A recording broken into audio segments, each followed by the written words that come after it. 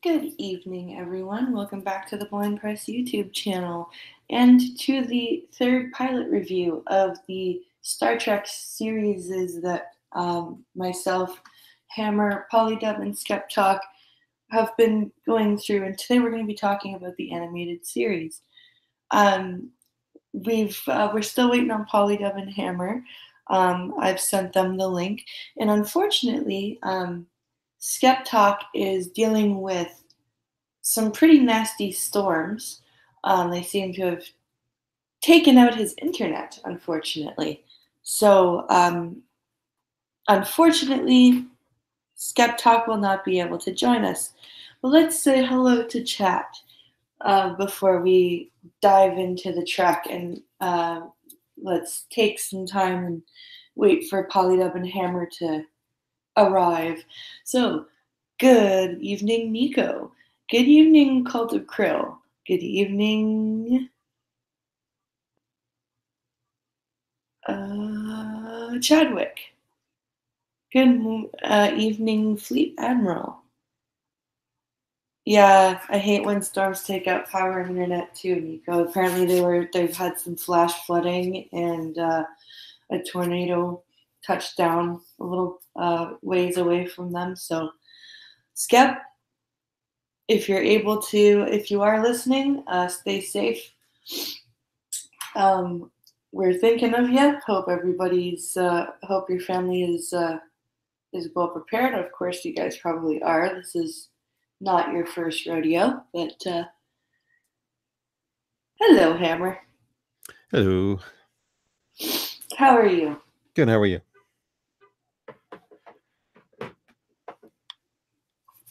So we don't have Skep today. He's dealing with storms. Yeah, I saw that.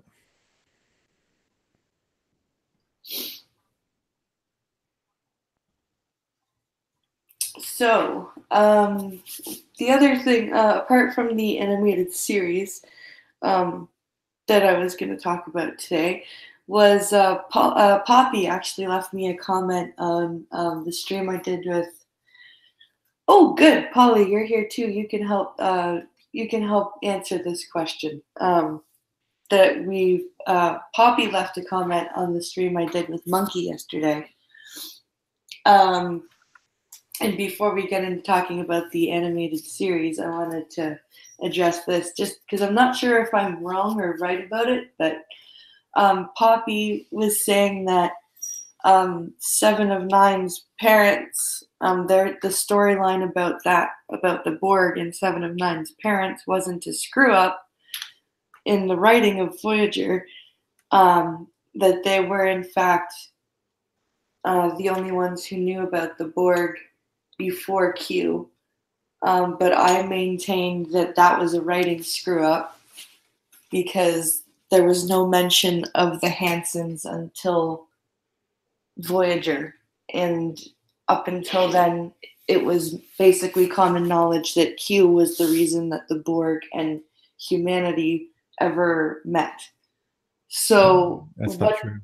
No, it's not true. No, in the canon timeline, Enterprise actually encounters the Borg on an ice installation in, I think it's the Antarctic. I was also going to ask about that, about the Enterprise episode. Was that a time travel episode? Was that a... No, that's just the fact that Enterprise was before the original series and before TNG. It's not a time travel. Nobody in the Enterprise TV show went back in time. It was their normal timeline. Okay. Because I do know that I haven't seen it, but I do know that the Borg were in Enterprise for an episode. So, and did correct me if I'm wrong, but did the original series have a Borg-like encounter? I don't think they said it was the Borg, but... No, the only thing that would be kind of close, or you can draw a line, would be the motion picture V'ger, from a machine planet, quote unquote. So that could eventually have become what the Borg ended up being, where the machine planet encountered you know, human life and integrated. But Shatnerverse novel, that's exactly who they encountered, was the Borg. V'ger, I mean. Well, V'ger was a machine that ended up on a machine planet. There was no mention in the motion picture of corporeal life, of humans, of what am I looking for? The name for human life as opposed to machine life. I know. I'm just saying in Shatner's novel, that's the way he wrote it. Shatner's novel? Oh, yeah, in the Shatnerverse, they call it. Like, oh, is that canon? No. Oh. It should be, damn it, but it's not. Well, I was thinking if it's going to be canon, I got to do some reading. Yeah, there's only 2 novels that are considered canon. Those aren't among them, and it sucks because they're pretty. There's nothing outrageous in them that would, except for Kirk being alive in the 24th century. There's nothing really wild about them, so they should be. And they're largely written by Judith and Garfield Reeves Stevens, who are longtime Trek writers, so they stay pretty tight to canon. Anyway, so yeah. Did Voyager's writers mess up when they wrote that that part of the Borg storyline, or have I been wrong all these years and being annoyed at the storyline? Which part? Like, I missed the point of contention. So my problem with the Borg storyline in Voyager is that they say that Seven of Nine's parents were the first humans to run into the Borg, but somehow they knew enough about the Borg to want to study them. So how did they, if they were the first humans to meet the Borg, how did they know about the Borg in the first place? Well, in that episode where they Dark Frontier. Yeah. Is my like when I forget his wife's name. His was Magus, which is just the most ridiculous first name, but it's good anyway. Unless you're Swedish, then it's normal. Is it? Yeah. Magnus is a common Swedish name? Yeah, it stands for John. Just like Hans is a common German name. It's right. Hans is John in German. Oh, what was Seven of Nine's mother's name? Magnus was her father. Fuck, now I can't remember either. Well, I mean, again, that why I bring it up, her parents up, is because they just sort of make stray references to sort of like space lore that they've come across and electromagnetic signals that they've been tracking, space ghosts, that kind of thing. Like, they don't really know the Borg per se. It's that the Borg exist is sort of like an ongoing theory of theirs. And then when they encounter a cube, they're like, holy shit, there it is, we were right. That's the vibe of it. But I mean, if you go chronologically and you talk about the earliest humans who encountered the Borg, it would have had to have been the humans in Bozeman, Montana, in Trek First Contact. Yeah. Does that make sense what I'm arguing here? Yeah, it does. Because I mean, the humans from the 24th century from the Enterprise were before Enterprise, right? Yeah. So it would have been. But did any of them actually encounter Borg? Yeah, Lily did when she was brought up to the ship. Oh, she did see them. That's correct. The name of Seven of Nine's parents, Magnus, not Magus, Magnus, and Erin Hansen, ERIN, according to Memory Alpha.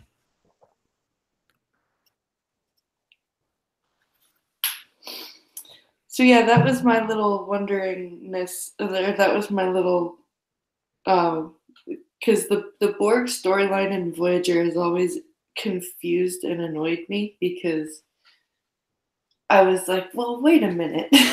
It's my favorite episode of Voyager, Scorpion Part 1 and 2. Oh yeah, but I mean, like with Dark Frontier, that I've already said it to Polly before. Is that line that she says at the end where Chakotay connects to her? She says, what's her name? Janeway to Chakotay Scorpion. Yep. It's like they worked it all out ahead of time. Because right now, because like up until then, you're sitting there going, "Is he gonna be like not a first officer anymore?" Right? Like, is she that mad at him that she's gonna demote him at some? Because I honestly thought that the first time I saw that those 2 episodes. She should have. I would have. I thought that Chakotay was gonna get demoted and Tuvok was gonna take his place. And then she did that, and I'm like, oh shit. Okay then. It was never a very strong cast, Voyager. Yeah. Anyway, so moving on. The animated series. The animated series. And so I watched the pilot episode again yesterday.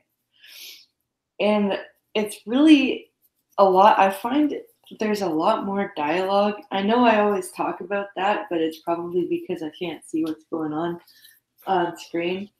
But there's a lot more audible cues to help figure out what's going on. At least in the pilot, and in the few episodes that I can remember seeing, like Yesteryear, which is another great episode, which is the one right after. But in the pilot, they're going to explore this. I guess it would be a dead star, and they find this vessel orbiting it. They determine it to be about 300 million years old, and they board it, and come to find out there's this malevolent, non-corporeal life form. Would you guys say the magnetic organism was non-corporeal? Reminds me of the original series. The guy, the entity that was a rapist. Remember the one I'm talking about? Oh, because he ends up being inside the computer on the Enterprise. Same kind of deal. Yeah, Rajek Baradas. That's right. Remember that guy? That was a creepy episode. Kind of reminds me of him a little bit. And then they bring it back aboard the Enterprise by accident when they realize that they're sharing quarters with a malevolent being.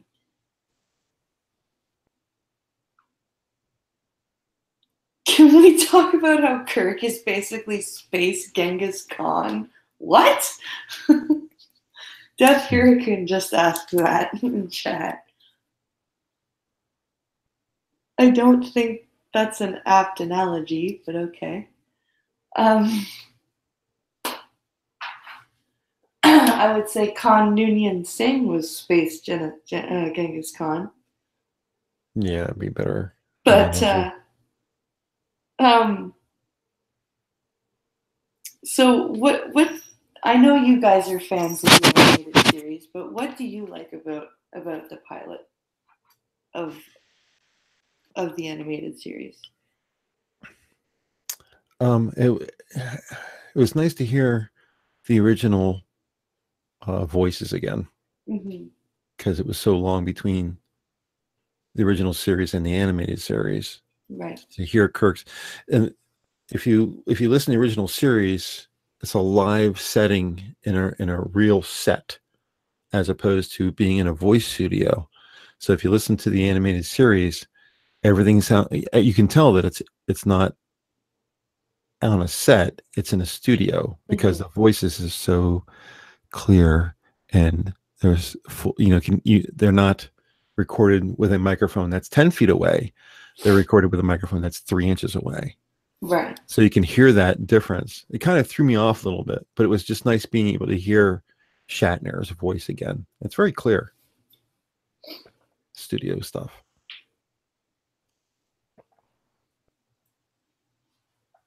What about you, Polly? What did I like about it? Like, it really sets the tone for what you're going to see in the animated series. Like, you have to accept that they're playing like pretty fast and loose with everything. Like a lot of the numbers that they spit out and ideas that they spit out, like the ship is it's negative energy output and measures absolute zero. Nothing measures absolute zero, but that's fine. You know, like it's like they're playing real fast and loose with stuff, and the numbers are always spectacularly large, like 300 million years. Yeah. I guess you would have had to have seen it to see it, but like Spock throughout the whole series is played up as like, yeah, okay, Vulcans are faster and smarter and stronger, but they really play it up like Spock is basically a demigod and they're like lowly monkeys compared to him. You hear these references again and again where it's like we're all primitive beings, Mr. Spock, compared to the people who built the ship, even you. You know, it's like, oh, shut up. And the very next thing that happens is they walk up to a door and it's like Spock pulls out his phaser and blasts the fucking the control panel beside the door to open it. And it's like, oh yeah, there he is, Mr. Elevated Being. You know, his first solution is to whip out his space gun and start shooting. Yeah. It's hokey and it's charming. It's very campy. And I like that. I like how most of it is played out through conversation. With not watching it, you don't miss a lot. Like not seeing the video, the visuals of it. The original Filmation animation style. They very cleverly make use of the same repeated lines. Like Hammer, how many scenes were there of a close up of Kirk's face with his eyes just going side to side? Yep. I like animation's expensive, so they did what they needed to do. You know, it's. I rather enjoyed that all they needed to go into that ship was support belts. Yeah, where are the support belts in other Trek? I thought about that too. They use them. Just a belt that they put on, and that gives them support. Actually, it's an armband. An armband. Oh, that's even better. Do you remember in the Next Generation to keep themselves in their own time frame? I mean, that was to protect them from Dreamscape, right? Timescape. But yeah, I mean, but that was like one particular thing. It wasn't like a same idea, I guess. But they put on to separate themselves from something in the outside. Yeah, but every other time that they needed to go, like they were exposed to the vacuum of space, and they're just standing there with a stupid little orange layer around themselves, and they're like, yeah, they're fine. It's. I'm not saying it's would that make it let's not introduce that particular piece of technology, because then we'd have to do the special effects of have them walking around in space all the time if they just have to put these belts on. How many times in TNG and Forward were they in spacesuits? Well,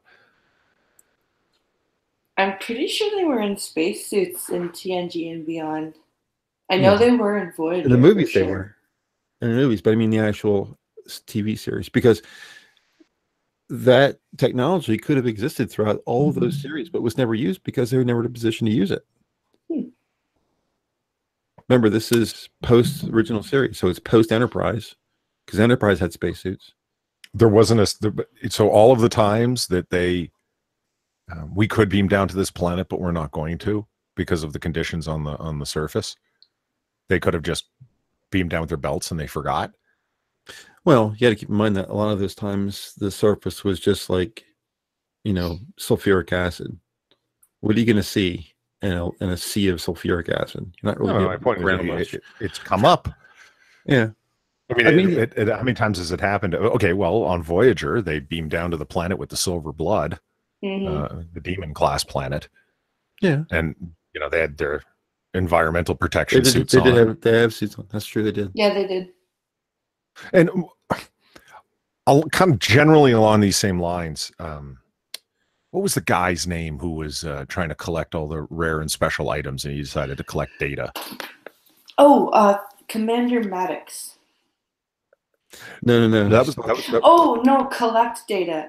Yeah. Kifas Fajo. Right. He Data runs at him and just goes flying to the other side of the room, and he goes, oh, and he points at this little box on his belt and he goes, personal force field. And it's like, well, why the fuck doesn't everybody in Starfleet have one of those? Let's see, that seems like a great idea. Exactly. It's Fajo, named after Lolita Fajo. She's a production production assistant, was she? On the show? Lolita Faggio? So someone's girlfriend? No. She was producer or production assistant, or what was she? She was some kind of. I saw her at the end credits every time I watched the end credits of Next Generation. I saw her name go by. We used to make fun calling it Fat Joe. Oh, Fat Joe. That's it. Oh. Oh, Fat Joe. Yeah, I know. Faggio. No, now I totally know what you're talking about. Yeah, of course. Faggio was named after her in the show. It's Faggio? I always read it as Fat Joe. Come on, it's FATJO. Who didn't do that? No, now I know exactly what you're talking about. Sure. So Death Hurricane is saying that Enterprise was a different timeline. No, I don't think it was. Technically now he's correct, because after the Kelvin timeline, the only thing that remained the same was Enterprise. But let's not talk about that. I don't like talking about the Kelvin timeline. It's funny. I went at the IMDb to look her up. Also, it doesn't say what she did. What she did. And also Chadwick, the animated series is a 70s thing. He was saying, is this new or old? Oh yeah, what was that I was reading on Memory Alpha, 1973. That's when the first script was delivered for it. She was a script coordinator. I'm sorry. Lolita Faggio was a script coordinator. I love how on Memory Alpha there's a whole bunch of continuity errors that people list. It's like, it's animation, people, and cheap animation at that. There's at one point McCoy has 2 tricorder straps, one over each shoulder. One thing I did notice, and I was listening for it, is at one point Kirk makes reference to a mutual override. Yeah, he does actually. It's like, hey, did it work? No, it didn't. Did you try mutual override? Yeah, we both tried it at the same time, Captain. It didn't work then either. The ship was supposed to be, 100 miles across? Like, it was just immense, this insectoid-like ship that they came across. But one blast from the Enterprise phasers and the whole thing was destroyed. It vaporized. Wow. And what was the was it like a essentially being a taser when it was shocking Spock going, obey me, obey me? There was this pod with like little nodules on every side of it, like a little ball, a chandelier really, that came down from the center of the Enterprise bridge. Is it active? What did they say? Words like activate intruder control systems or something like that. Like that. Yeah, and it shot out beams and like either pinned Spock to the console or pinned Kirk to the helm. And he's like, obey me. Yeah, I got pretty sick of the word obey pretty fast. It was just shooting them with phasers here and there. Yeah. Wow. So what is it? I would not have recognized Lieutenant Kyle as Lieutenant Kyle had I not read the Memory Alpha page on it. When did he get the Dick Dastardly? The Dick Dastardly mustache? And he's the it's actually James Doan, Scotty, who does the voice for him.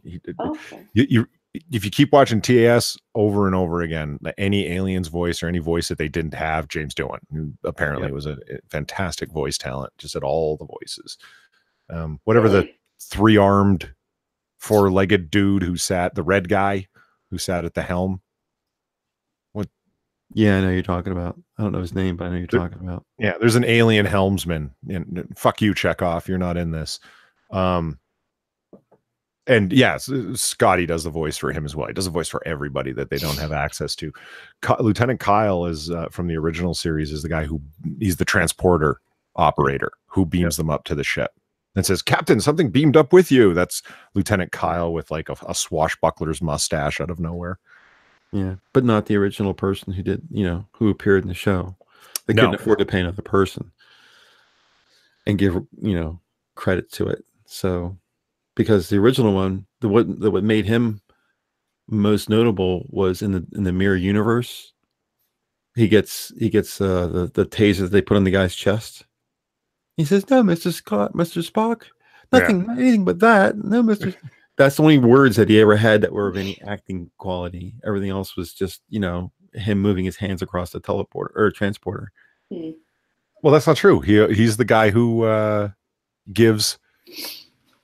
Remember the argument we had over the fact that were there food dispensers in the transporter room? Mm-hmm.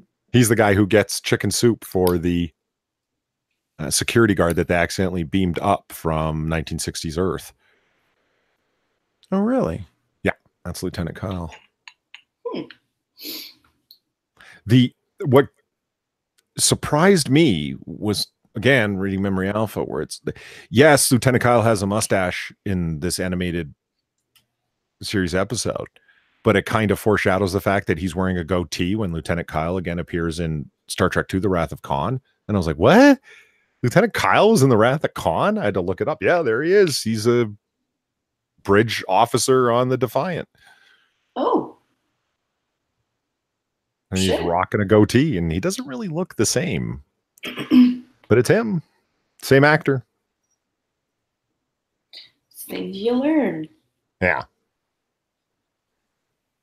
It's like how they had to bring back John Winston was his name. No.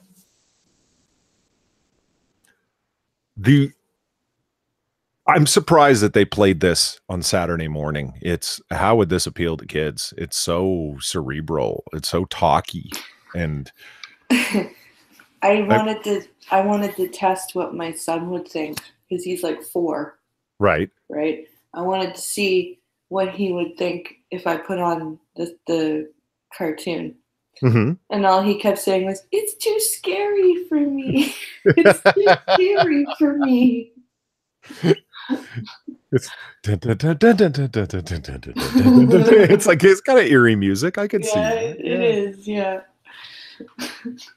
I could see getting bored with it real fast. I mean, I was a pretty nerdy kid, so I watched it when I was a kid, and I was happy as a clam. But I could see this really annoying. I mean, you ever watch SpongeBob or Dragon Ball Z? Like those strike me as kid shows. Lots of action, lots of colors, fast things happening, no story. Yeah. Well, he likes the other Star Treks. Like, he'll fall asleep to Farpoint and stuff like that. But so do I. Apparently, TAS was too scary for him.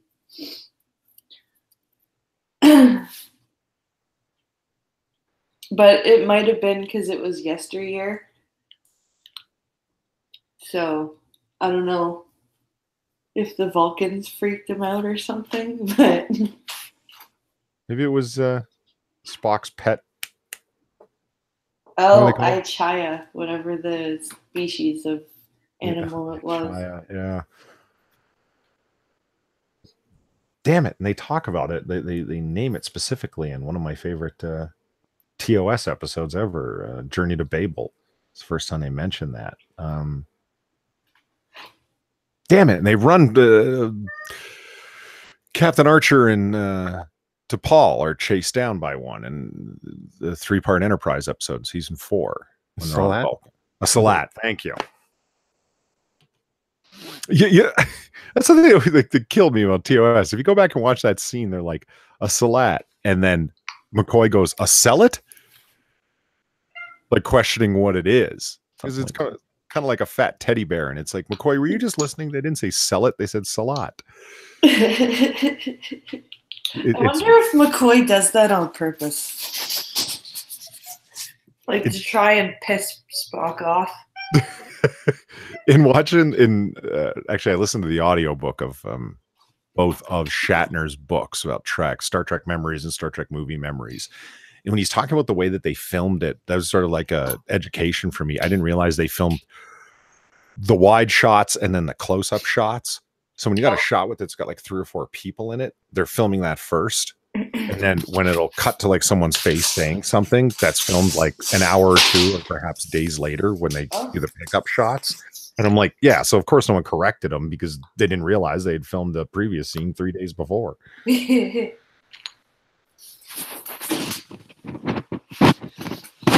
That would be fun to write in though, like McCoy, just to see how much he can annoy Spock, just wrongly pronouncing Vulcan words. There seemed to be, speaking of McCoy, like he doesn't do much or contribute much in this pilot episode or premiere episode. Mm-hmm. He's just kind of there, and they seem to be giving him things to say because wow, 300 million years, Kirk says. Yeah. But before life even began on Earth. And then McCoy leans in and goes, it's just a blink in the grand cosmos of time, Jim. Yeah. Thanks, Bones. That's hell of a contribution, buddy. Why don't you make it down to sick bay and get the hell off my bridge? No shit. Go be philosophical somewhere else, all right? Yeah. Well, they were paying DeForest to be there, so god damn it, they're going to get him to say some things into the mic, you know? It doesn't matter what it is. I wonder if he was like, really? I have to say that? Death Harukin says, does anyone else have a fondness for the Hestia class, the one that separates into 3 crafts? Which one is that? Oh, that's probably like the Prometheus. Yeah, from Voyager. Didn't that separate into 4? No. No. Is it just 3? It was the ship and then 2 other craft that it broke into. So it was like a 3-parted, like a tripart Enterprise instead of a 2-part. You know, like the Enterprise had a saucer. It was like a 3-part Voyager though. It wasn't as big as it was small, like a smaller, because it was a deep space tactical vessel. I guess it was fun, but I found it forced. Like what is it that it did by separating into 3 pieces? Well, it was multi-vector assault mode. Right. Okay, so it was firing from 3 different directions. Yeah. Why couldn't you just have like little phaser balls that you can send out in space? Like what did the 3 directions do for you? I liked, because you can it was like having 3 ships in one. You could set different attack patterns, right? Like, yeah, but you could also do that with phaser balls. Yeah, but it looks more intimidating. It does. It does. And if you're fighting the Dominion, because that's what that ship was built for. Andy Dick's character says, remember that they're building. This is a prototype ship that they're building to help fight against the Dominion. And the Doctor's like, the who? What? There's multi-vector attack modes, 3 pieces. I have it up on my screen. Yes, Pincalo, it was the Andy Dick episode. It's called Message in a Bottle.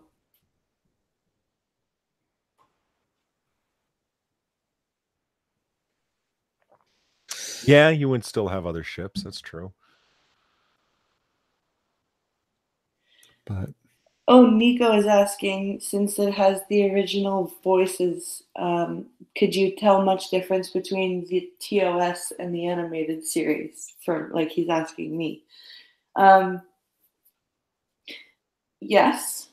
As was it? Which one of you said that the microphone thing? Was that you, Hammer? The microphone thing? Yeah. That it sounded like it was. Oh, they were in the studio. Yeah. Yeah. Yeah. You could definitely tell that it was a professional recording. Professionally recorded. The music is a little different than. Yeah, it is. Well, that's a lot different. It's completely redone, right? Yeah. And so it's an interesting mixture of elements from the original series and new elements of like a cartoon type series, which is really interesting. Oh, remember Bem? That was the second, not series. What's the word? Yeah, no. It was that episode was not part of the first season. It was the second season, right? Yeah. Yeah. I don't know. I'm not sure what season it happens in.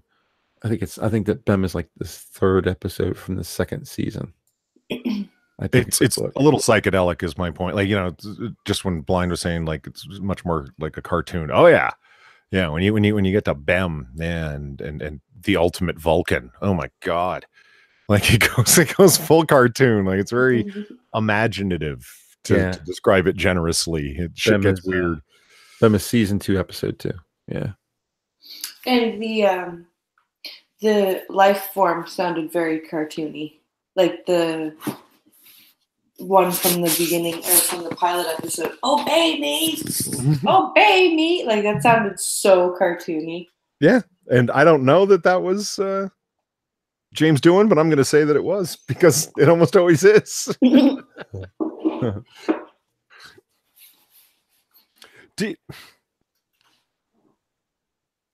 What is the most cartoonish TOS episode that could have easily been made into an animated series episode?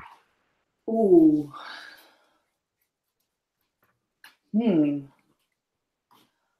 What's the name of Miri? Miri, really? Really? I wouldn't have picked Miri. I'm just picturing the animated kids just Oh, yeah. That's a good point. Dancing around. And one thing about the TAS is that shit moves fast because they've only got like 23 minutes, right? So the storylines and the episodes move like gangbusters. Yeah. Out of necessity. So I'm trying to think like what could have been like compressed into a real fast story. Piece of the action. And there's so many larger than life characters in it, like Jojo Kracko. It's Bella Oxmix. Yeah. What was that episode where there was a planet that was in a position of being either Klingon or Federation, and they both wanted that planet, and they beamed down the planet. Everyone's like real backward and everything like that. It's like all ox carts and that kind of deal. And it turns out that they're actually Organians. They're actually trying to be energy beings. Mm-hmm. What was that episode? That seemed like it would be because there's like no real phasers in it. There's no, it seems very a lot of acting, but not a lot of action. Yeah. They actually redid do Mud's Women, didn't they? Isn't Harcourt Fenton Mudd in the animated series somewhere? He is. So really? I have to. You got Mud's Women right there. So Harcourt Fenton Mudd. The Tribble episode probably could have been done. Yeah, because there's like more Tribbles, more trouble is a TAS episode, so obviously it can be. Notice that Tribbles and Wookiees sound awfully lot alike. Tribbles just go beep beep beep beep beep. I mean, Tribbles, they go. I have a cat that does that. I guess. Yeah. So that and then Wookiees, that's basically the same thing. Seriously, I was picturing Wookiees is screaming really loudly, but I guess they do kind of make that little trilling noise. Scream really loudly. No, I said they do. Oh, they do. I always picture them as doing nothing but like going. When very much. Yeah, that's the only ones I could think of that would actually end up being good animated versions. But a lot of the stuff that was in the animated series were scripts written for Star Trek Phase 2 anyway. So that's kind of a way that Star Trek Phase 2 scripts actually got made, not in the live action, but they got made in animation instead. Can you imagine if they had made, what's his name? Harlan Ellison's, was it Harlan? Who did Star Trek, the continuing voyages, in which they turned to Star Trek Phase 2, the fan series. Oh, right. they did make a script that was meant for Phase 2 that was never put into production for anything. And they did it as a two-parter with Kirk's gay nephew was on board. Is this Star Trek Continues that you're talking about? Yeah. Oh, yeah, that was actually a pretty good show. No. Not continues. Sorry. Oh, Star Trek Phase 2, a different fan series. okay. Well, there was going to be an official Star Trek Phase 2. That was the next version of TOS, according to Roddenberry. Right. But this was something different. Yeah. The fan series started out as Star Trek The New Voyages. That was the name of it. Star Trek The New Voyages. And then after they had done a couple of seasons of it, meaning like 5 episodes, they decided to rename it as Phase 2, like in honor of the unmade series Phase 2. I'm trying to remember the name of the episode was. Blood and something. Blood and Fever, Blood and Which Blood and episode? Fire. Blood and Fire. Okay. And it was with Blood and Fire was written by David Gerald for possible use in Star Trek The Next Generation. There we go. Not Phase 2, but Next Gen. The script was commissioned and written, but never actually filmed. According to Gerald, some of the production, including Rick Berman, had a negative reaction to the openly gay couple. And because one of the openly gay, was Kirk's nephew, who gets engaged to be married to another crew member. And it's very progressive because like nobody on board cares. They're kind of like, yeah, who gives a fuck? Like most people today. Yeah, who gives a fuck? Like it's, well, that was an attempt to be very, very progressive. And the whole idea of blood and fire is that it's a blood disease. That's the drama of the show, the Regulan bloodworms. Oh, okay. That, and they use the word wavicles multiple times in the particles and waves, so they're wavicles. The Regulan bloodworms. I forget. It's been like 2-3 years since I saw that episode. But anyway, it was like a blood disease, so analogous to AIDS and gay and I thought it was a way of trying to define the dual slit experiment. Yeah, that's what they're rolling off of. They make it pretty clear that that's how they can't detect them and follow them because they have to be able to perceive them and so forth. Yeah, exactly. They're wavicles. So Nico says, I don't understand how trebles became such a staple in Star Trek when they were barely shown in the show because they were so funny. The trouble with tribbles was so funny. And then the crossover episode in DS9 was hilarious because you end up finding out what happened afterwards because you find out that the Klingons end up declaring like basically like a war on tribbles. They were destroyed their own planet, actually. Yeah. That'll show them. Because of the transportation of all of the tribbles from the Enterprise onto the Klingon ship, where there'll be no tribble at all. You didn't transport them into space, did you, Captain Kirk? I would never. That would be cruel. I love when Odo's busting Worf's balls about it. It's like Worf's like they were an ecological disaster. Emperor so-and-so sent out a fleet to destroy their homeworld in 23, whatever the hell. And goes, this Odo's patting one of the tribbles. Yeah. Oh, do they still sing songs about the great tribble hunt? Yeah.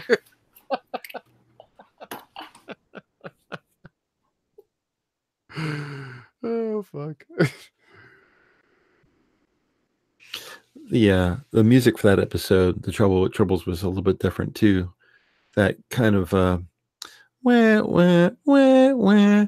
Anytime they encountered a tribble where it wasn't supposed to be, that music would play in the background. There's so many things about Star Trek. I think it's probably one of the things that we miss a lot is the music of the show. I pointed this out to Polly the other day about how if you listen to the music, if you take out the effects of somebody transporting and just listen to the music that's playing in the background when somebody transports, the music is so good that the music sounds like transporter beam. Yeah, that's true. Now that I think about it. And the music plays a driving force. I think the special I saw was about the Doomsday Machine. How whenever they were focused on the Commodore Decker, how the music always became somber, and how if they point at the Enterprise, it became you get the fanfare, dun, dun, dun, dun, dun, that kind of thing.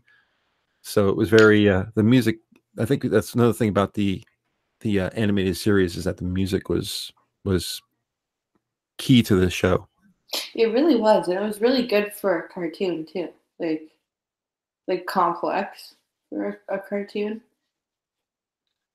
Nico asks, is there an explanation for why Klingons look so different between TOS and TNG? I think in that episode of DS9, they mention it, and Worf says, we don't talk about that with outsiders. And that's a great way of getting around it. Just moving on, you know, because God, they were doing so many things in that DS9 episode. They didn't have time to stop and do that. But yeah, there's a two-parter of Voyager answered that question. You mean Enterprise season 4? The one I was it Enterprise? Yeah, it was Enterprise. Actually, it was Enterprise. So it was Phlox. Phlox answered that question of what the difference was. I need to watch Enterprise. I like it. I think it's underrated. It is underrated. There's, like I said, there was a couple of shows in Enterprise, specifically Silent Enemy, by far my favorite show in the entire series. I really thought that was a great, typical, basic, good Star Trek episode, beginning to end. Isolated. You never hear about it before or after. Introduces new technology. There's mistakes and forced mistakes, and there's a lot of good intrigue in that one episode. Probably, I think it really is the best episode of the series, and it was in season 1. Not to get off the subject of the animated series, though. But, yeah, I don't know. I didn't actually have I didn't actually have the animated series. If it wasn't for Netflix, I don't think I would be able to watch it whenever I wanted to. Yeah. But I have to make it a point to It's a really get good a copy. Yeah, I really enjoy it for it's really cool that it kind of continues on the story of TOS in a way. And you almost get to have the Enterprise finish its 5-year mission. It's kind of cool. It's strange how it ended. You get a full first season and then like a fifth of a second season, like 6 episodes or 8 episodes. Mm-hmm. It's like, if you're going to get that far, why not just finish out the season, you know? Mm-hmm. Another Star Trek ended too soon. Yeah. And yet throw in all their chips into this never-ending discovery thing. I just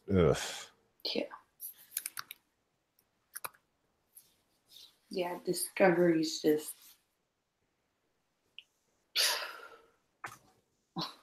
What do you guys think about the series that they're trying to make with Patrick Stewart? Uh-oh. I'm going to wait and see. Yeah. I'm nervous. Me too. If Discovery was something good, then I would be fine. But because Discovery is so bad and they're not taking any real corrective action to make it the Star Trek that it should have been, then I don't see how if the same people are in charge of it as are in charge of Discovery, then it's doomed to fail. Yeah, I'm hoping that Patrick Stewart will try and, because he's really not very SJW like. Him and Shatner are like the standouts of the Star Trek cast. Everyone else has gone full progressive. Kind of sucks. I've actually had to unfollow all of my favorite Star Trek actors except for Shatner and Patrick Stewart. Patrick Stewart doesn't tweet often, but I'm wondering if he'll try and, like, if they try to push an agenda, I wonder if he'll be like, no, I'm not going to do that. Like, it would really piss me off if they decided to make Picard bisexual because Patrick Stewart is bisexual. Do you know what I mean? Like, that would... Is Patrick Stewart bisexual? Yeah. Yeah.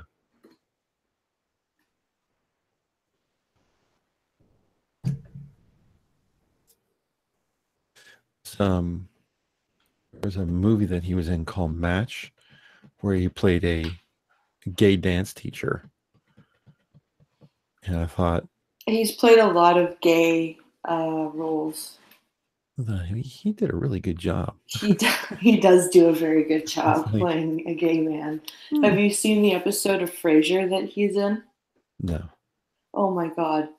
you need to find that episode, because he ends up having this huge crush on Frasier and takes Frasier to all these operas and museums and art openings and lets him meet all these famous people. And Frasier, like, starts considering, like, should I just be in a relationship with this guy so that I can, like, be part of these parties, and he has to tell him eventually, I'm not gay.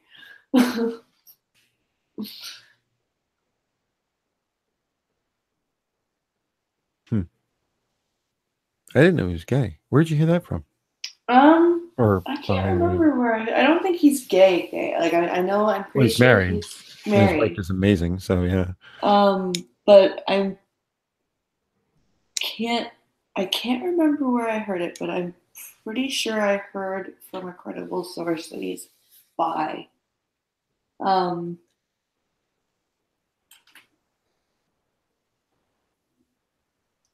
Will this new series interfere with how Picard ends up with that brain disease? Oh, I think that was a time traveling, like a time travel-y thing. I think at the end of the finale episode, it turns out he doesn't have that, or I could be wrong. The Eurocene syndrome, or Aeronautic syndrome. Aeronautic syndrome, yeah. That Beverly diagnoses him with at the beginning of the end of all things, or all good things. I don't know if he actually still has Aeronautic syndrome at the end of that episode. Well, I tried to tell her he's not Cispancalo. Okay, well, I could be wrong. I'm probably wrong. Just because he's an actor in English doesn't mean he's gay. Quit assuming things, blind. Jesus. So he's a little fruity. Big deal. I don't know. I mean, good for him. Like, people's sexual interest. I think that other people are more interested. I think a lot of people assume that other people are more interested in their orientation than they actually are. If that makes sense. Yeah. It's like I'm gay. Okay. Are you asking me out? No. Oh. Good for you. Like I've had people tell me that they're gay expecting a reaction, and I'm just like, okay. Not really sure what you wanted. It's like those people who put their pronouns in their Twitter bio. Yes. Yeah. It's when people put their pronouns in their Twitter bio, and they're like, it's a guy, looks like a guy, and they've got him in their Twitter bio, and it's like, so what we should have just rolled with 95% of the time, huh? Okay. Don't know what to do with it. Have a good night, Chadwick. Night. So what are some things that you didn't like about the animated series? Oh, I'm looking forward to seeing the 1080p Blu-ray because it's sort of like cell animation, and I'm looking forward to seeing like if they cleaned it up any or if they just transferred it to 1080 resolution and didn't care. I've never seen it. The one that I have is a DVD of it, so it looks like 70s animation, which I don't have a problem with. There's a certain charm to that, to the sound quality, and it is kind of tinny, like the sound. The common of the time. I'm just curious to see how they cleaned it up. I'm really looking forward to that. I guess that's not really a complaint. It's just the copy that I have, the DVD of it, is very representative of the time. So it's not the best. It doesn't sound very good. I'm so used to remastered TOS, which just sounds so great. Like it and looks great. And they redid the instrumentation for the intro sequence, and to be watching TAS, it's like you're listening to it through a lead pipe or something. Yeah. Well, I can't tell for what the sound is, but from some of the pictures I see online for the 720s and 1080s and stuff, it looks pretty sharp to me. Yeah. I don't think they upscaled it. You don't think they added in new sounds like they did in Star Wars? I think the Blu-ray version is how the original was produced, and then they downscaled it for TV at the time. A lot of series did that. They took the original that was in 4K that no TV of the time even could conceive of, and they downsized it to 320 by 200 or whatever TVs were at the time. But the original copy was still in high res. That's how you get Blu-ray copies of old TV shows now. It's because the originals were done in a resolution that you couldn't see on TV anyway. So stuff like TNG, although they had to redo the visual effects, the actual show itself was done in high res, so they were able to make a Blu-ray copy of it. Interesting. I didn't know that. Yeah, that's why you'll never see Voyager or Deep Space Nine, because they weren't shot to film; they were shot to video at a lower res. There is no high res version of those programs. Wow, Nico says that he was going through some Star Trek stuff. Apparently, they did a Transformers and Star Trek crossover comic book. Yeah, I did not know that. It is amazing some of the crossover things that have happened since comic companies and license owners, if you want to call them that, loosened up and decide to do stuff. Like there's a Predator versus Star Trek, like where a Predator gets loose on one of the ships, and like the amount of crossovers they've done are fantastic. Yeah, basically A472, right? Right. Yeah. It'd be more like Aliens versus Star Trek, but I wouldn't be surprised if Aliens versus Star Trek was a thing that happened. Yeah, it's all about making money. They'll do what they have to do. Oh, I got a question for you, Blind. I thought about this the other day. When I was a kid, the Gorn scared the shit out of me. And large parts of it wasn't so much the way that it looked, because it looked goofy, like it's a guy in a rubber lizard costume, right? It was the sound. Is the sound as scary to you too? Like, yeah, that was pretty freaky. Like, I don't know. It sounds kind of suburban Sasquatch to me. That's an in-joke, I think. It's pretty, like, it's not as scary as, say, the sound of like night terrors, for example, from TNG. Oh, the clicks? Oh no, that's Schism. That's Schism. So what's night terrors? Night terrors is eyes in the dark. Oh, one moon circles. Yeah. That's scarier, really? Well, who are you? I can't wait. No, that didn't scare me, but the like that part, like what she's hearing, like the whispering voices, or the just the music in Night Terrors alone, or another episode that really freaked me out for a long time was 1 from Voyager. And that's Why? the one where 7. Honestly, because I used to have an issue back when I was having a lot of issues finding the right medications for my depression. Mm-hmm. I actually heard voices for a few months. Mm-hmm. And watching an episode basically where you're watching somebody hallucinate people and hear voices that aren't there. Yeah. Was like, it was just really personally terrifying to me, because it was like watching what I was going through, and it was like, holy shit, that's fucking disturbing. See, now that was a good episode. It was a good episode. It's making me think of the Enterprise episode where it was more or less the exact same plot, where Phlox was the one guy on the ship alone. Mm. You know, I'm looking at the episode with the Gorn. I'm playing it on YouTube, and I'm not sure what the Gorn is supposed to be, because if you look at him, he kind of looks like a lizard, but he looks almost like a crocodile as well. And when he talks, he sounds like a snake. A lot of yeah, that's part of what's creepy. Stop it. Oh, well. Yeah, he talks with the long S's and never stuff. Gonna hear the end of that now. That's never going away. Yeah, so I'm kind of, I think a lot of people would say he's lizard-like, but if you look at his snout and the back of his head, the bumps and stuff, it looks very crocodile-y, and his voice is very snake. So it's like a combination of all three. That's even more terrifying.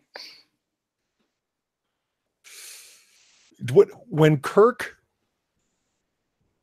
is speaking into what he thinks is a recording device, but it's actually a communicator, right? He says, like most humans, I seem to have a natural revulsion towards, what does he say? Towards lizards? What's the line? He says towards reptilian forms? Reptilians? I don't know if I can find it, because this has the fight scene. I'm scanning through it to see. It just has the fight scene. It doesn't have the later part where he's talking into the communicator. I can track it down. You guys go ahead and talk. I'll track down that part of the. All right. So, yeah, the other one of the other episodes that actually creeped me out. I know we're kind of getting off topic of TAS, but oh well, we're near the end, so it's okay. Was the mask in TNG. Masaka is waking. Mm-hmm. Like when Data was doing the weird voices as a kid, that kind of creeped me out a little bit. That episode is really hated on, and I think unnecessarily. People think it's stupid. Why? It's like, I don't know. It makes people's lists, like when they like the top 10 worst TNG episodes or what have you. Masks is always there, and I'm like, it's great. Oh, get over it. It was great acting by Brent Spiner. I will say that much about it. Yeah, well, when does he ever fail, that man? Like he always brings his A game, it seems. I am not less perfect than Lore. Like in Mass, he does the old man. He does Loki. He has a whole bunch of different voices. Yeah. He does the child. Warmth of the fire. Yeah. He does the child. He does the queen herself. He does the trickster. Yeah. And they all have a different personality. Yeah. And he shows that. Like, he's a brilliant actor. I think the interactions between him and Picard in that episode were great.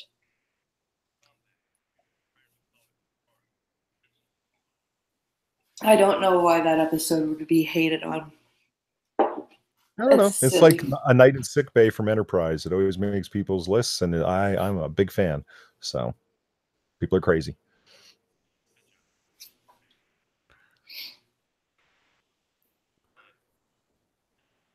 God, look at all the live streams going on right now. Wow.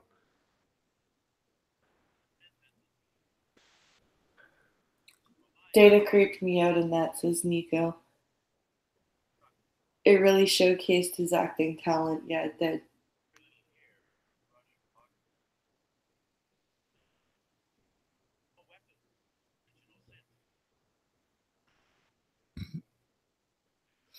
Lords of the Night just ended. That's so we might get some more people.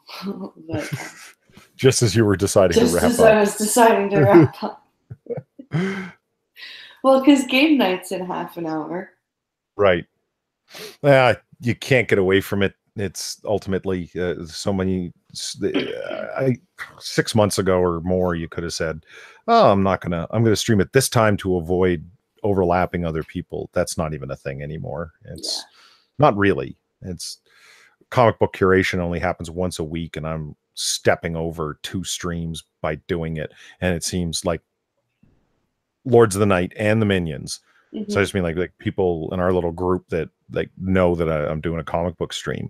But it always seems that whenever I start one of those streams, because we're always starting late, there's either Van Skyver or Yellow Flash or that Umbrella Guy, one of the big comic book streamers. They just so happen to start like 15 minutes after we do. And it's like, God damn it.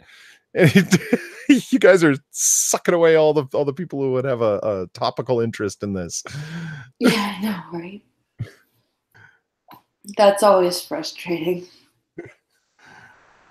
Yeah. I rarely catch streams live. I would say 3/4 of the streams I watch are after the fact. It's just the way it turns out.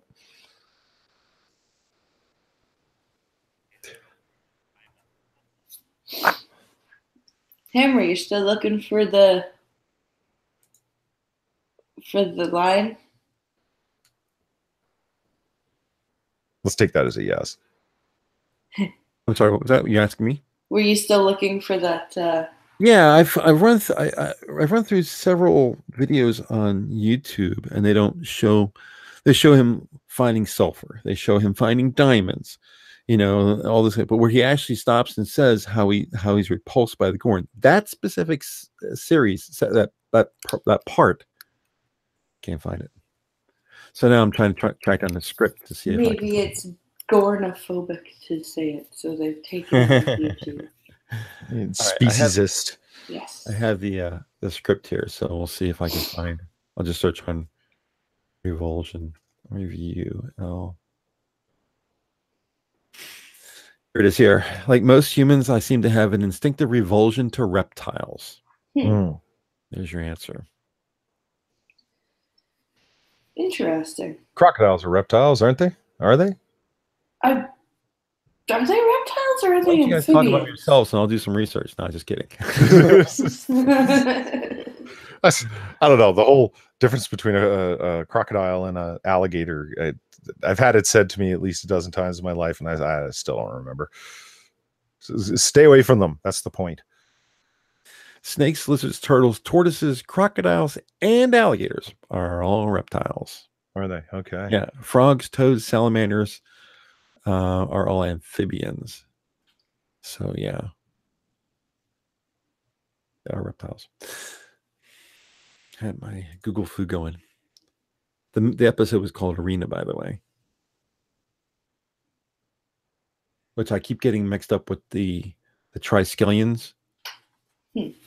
Really? Yeah, it was the name of the episode that had the Triskelions.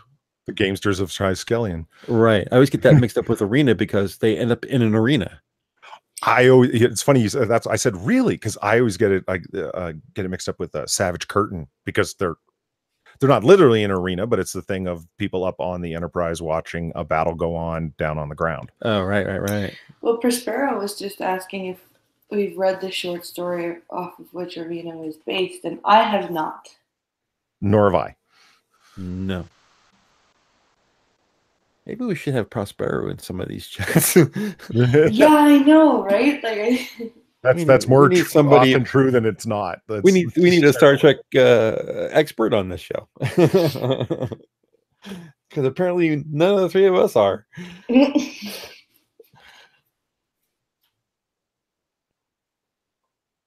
Yeah. No, Prospero, if you have information that we can use. I didn't realize she was a Star Trek fan of any. Oh, she's pretty big Star Trek fan. Oh, what the hell? We need more women on this show. Yeah, I think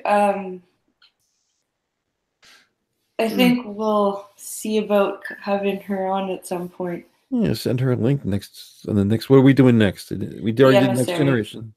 All right, so we're doing DS9. Yeah. All right.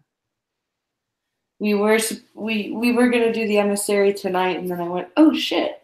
Yeah. TAS. Can't not do that. Emissary's like a TV movie split into 2 parts, right? It's a 2-part, yeah. Okay. On Netflix, they've got all of the way that they've done it for for the production is that they've put all of the pilots are one straight chunk, like they are on the discs, like on the DVDs. Mm-hmm. Are Tail Nalden and Aiden, are they Trek fans? Aiden? Yeah, because Prospero says it's quite. Or no, Nico says, I wish we could drag Failure and Aiden Paladin here. I think they get a kick out of this. They're both really big Star Trek fans, and actually, I almost got on a stream with Failure and Aiden. Failure was doing a Star Trek stream, and he was going to let me on, but my Discord fucked up. I don't know. I know the name, but I don't know the person. I thought Aiden Paladin was a female. She is. Okay. But I would love to have her on for Star Trek. So apparently, Skep Talk got to talk to her at MythCon. Prospero hates DS9 more than I do. Oh, she does that. I'll give it a pass and call it Deep Sleep 9, but she's calling it Deep Shit 9. That's pretty serious. Well, Prospero, if you want on to tell us what you dislike about Deep Space Nine, next week.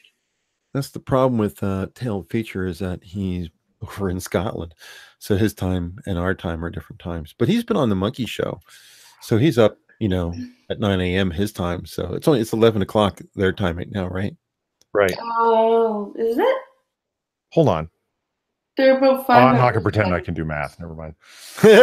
I think they're 5 hours ahead of us. 5. So 11, 12, 1, 2, 3. So it's like 3 o'clock there, a.m. Yeah. We would have to do an earlier show. That's why he shows up on the Monkey stream and usually leaves right after. Yeah. It's late night for him. I don't know. Where's Aiden at? Quit trying to dox her, man. She's already been doxed. I mean, what country? I don't think the country. America, but Central time zone. Okay. She's American. All right. I grabbed Failure, but he's sleeping, so it's been calling me. Yeah. Scottish. Failure? I'm sorry, not Failure. I was going to say Failure ain't Scottish. Tail Feature is Scottish. Yeah, he is. Don't ever ask him if he's Irish. No. Don't ask him that. That's like asking Far if she's from New Zealand. That's something you don't do. At least can get away with it. Or like asking me if I'm from Canada. Lord help me. Well, you're from Pennsylvania, so you get some of the same weather. No, they're much colder up there. Well, that's true. I did go to Pennsylvania in November, and it was not warm. I'll tell you that right now. Even in the midsummer, it's only 80s here. It never gets much. So now I'm gonna have to watch the entire animated series again. You start talking about the original, I'm like, all right, I have to watch the whole thing. Can Groundskeeper Willie out drink Tailed Feature? I don't know. Canada is what I call Canada, because if you're from America, you're American. If you're from Canada, you're Canadian. It makes sense grammatically. You're not Canadan, you're Canadian. Sure, let's go with that. That's my personal belief. But I'm not the only one. I think actually Tailed Feature has mentioned it in that same breath. I think Monkey said it the other night too. So it's catching on. Stop trying to make fetch happen. No, this is not that.